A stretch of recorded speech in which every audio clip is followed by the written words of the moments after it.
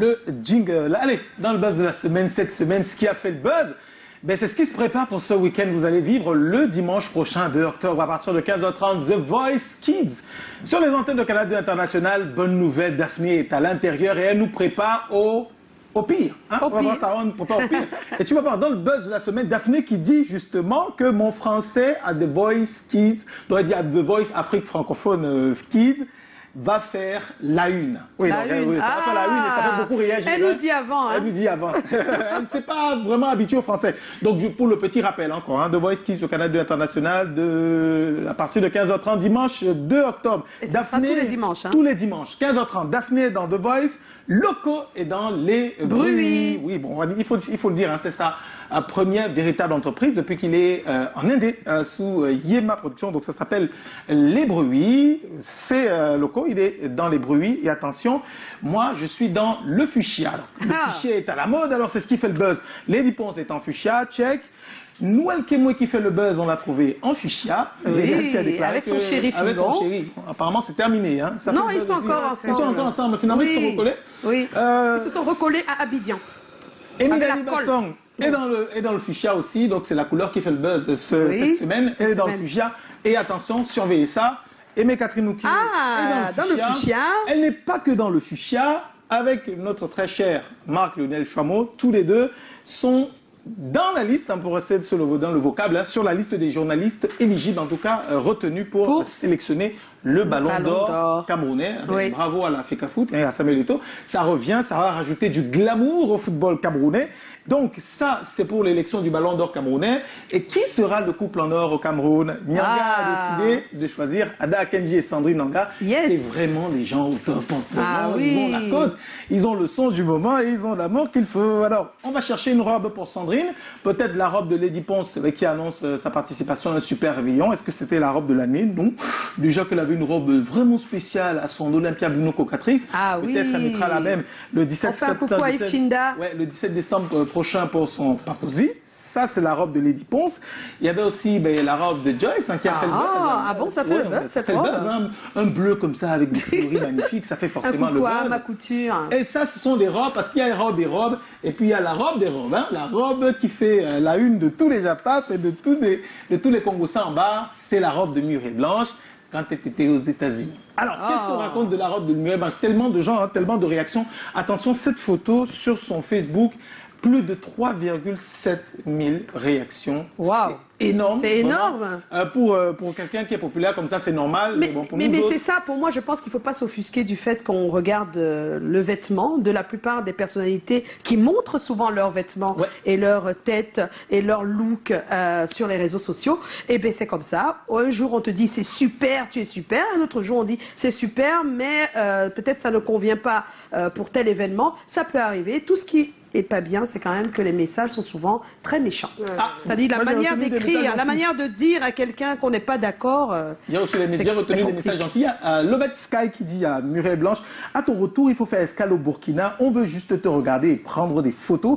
Sinon, à la télé et Facebook, ça ne nous suffit pas. Ça, ce sont les fans de Murée Blanche. On prend une autre réaction, toujours sur sa page, des messages vraiment gentils. Heureusement qu'il y en a. Il y en a beaucoup, de messages gentils au sujet de la robe de Murée Blanche. Et ça prouve quand même que sa plastique fait parler. Puis, le buzz de sortie, c'est quand même un buzz qui date de moins de 2 semaines. C'était la réaction de Minx à, on va dire entre parenthèses, je préfère dire ça comme ça, l'attaque d'enfant. Et puis, lui qui dit que finalement, il ne vend pas les arachides pour évoluer. Il ne vend pas les arachides. Donc ça, c'est un truc. Et puis, il y a surtout son excuse qui a été relayée. La phrase a fait vraiment beaucoup de buzz, a fait beaucoup de mal auprès des fans. On va en parler tout à l'heure. Oui. Et a fait beaucoup de mal aussi à Minx, qui s'est rendu compte qu'à côté d'une blague, les propos peuvent rester indélébiles et avoir une autre interprétation. C'est tout pour le buzz. C'est tout pour le buzz. Oui, on commence Mais par là. on va s'arrêter sur ce point buzz, parce que justement, les réseaux sociaux, des fois, on se retrouve en train d'écrire quelque chose, et puis quelques minutes après, on se ravit et on dit, mais aïe, qu'est-ce que j'ai fait? C'est toujours bien de revenir s'excuser quand on a fait une faute. Et justement, on va revenir sur ce buzz-là, Tatiana.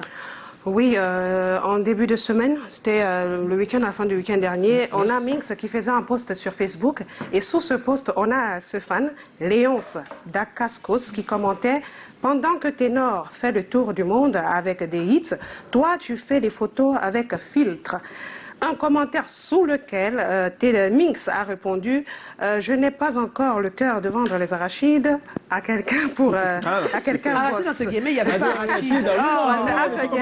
Entre guillemets, bien sûr. Et il a supprimé le post depuis, très très vite même.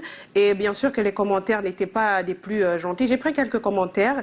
On a Stéphane Akam qui dit be wise bro, be wise bro. Tu vaux beaucoup mieux que cela. Ouais. On a tu m'as dessus de Jean Créja et Wodo. On a Bébé Suzy qui dit on ne pleure pas, c'est interdit de pleurer. On a Boya qui dit je commence déjà à voir que c'est au niveau de tes joues que tu réfléchis et non ta tête. On voit qu'il y avait des commentaires. Il y avait beaucoup de commentaires après cette et bien sûr après ces commentaires et ce post, il est revenu pour s'excuser. Je ne sais pas si on a le temps de lire ses excuses. Peut-être pas toutes, mais on va essayer qu'il s'est excusé. Il s'est excusé. Donc et Ténor se retrouve au milieu. Ténor qui se retrouve au milieu malgré lui.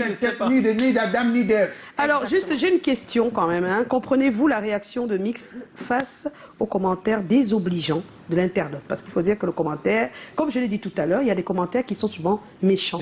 Et des fois, les artistes, et c'est bien qu'on ait aussi pour voir si lui il est déjà tombé dans ce genre de piège, sachez les artistes qu'on peut vous envoyer des commentaires méchants. Maintenant, comment réagir, c'est autre chose. Est-ce que tu as déjà été face à des commentaires désobligeants, des mauvais commentaires sur ta page? Ah ouais, ça arrive souvent.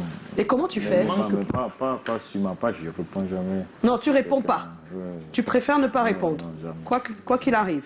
Mais moi, je peux voir que quelque chose dans une page, peut-être un truc, peut-être un média en train de parler du mal des artistes. Voilà, et là tu réagis. Oui, là je peux. Quand c'est de manière générale. Oui, quand c'est de manière générale. Ouais. Pas personnellement. Oui, moi, ce que je voulais dire, c'est qu'on avait reçu Minx à l'occasion de la sortie de son album Urban Bantu. Et justement, on faisait la remarque selon laquelle, précédemment à la sortie de cet album, il était très présent sur les réseaux sociaux. Il répondait toujours avec son compte officiel, celui qui s'y réagit là. Et il nous expliquait que c'est justement une tactique que lui, il a étudiée comme toi, les Camerounais. Et il sait que les Camerounais aiment bien l'humour, c'est-à-dire que les réactions. Oui. Et c'est pour ça qu'il est tombé dans l'humour de plus en plus, en fait. Et bon, moi, je me l'explique en me disant qu'effectivement, tous les humoristes le savent. Que quand tu es humoriste, tu es toujours exposé à faire une mauvaise blague. Une blague de mauvais goût. Donc moi, c'est comme ça que j'ai vu ça, en fait, il était en train de faire son petit humour. Et malheureusement, ce jour-là, il est tombé sur une blague qui passe mal. Ça passe mal. La blague passe mal. Il faut faire attention. On connaît Minx. Voilà. Minx, c'est quelqu'un de très bonne moralité et vraiment qui n'a rien envie à qui que ce soit. En tout cas, on aura l'occasion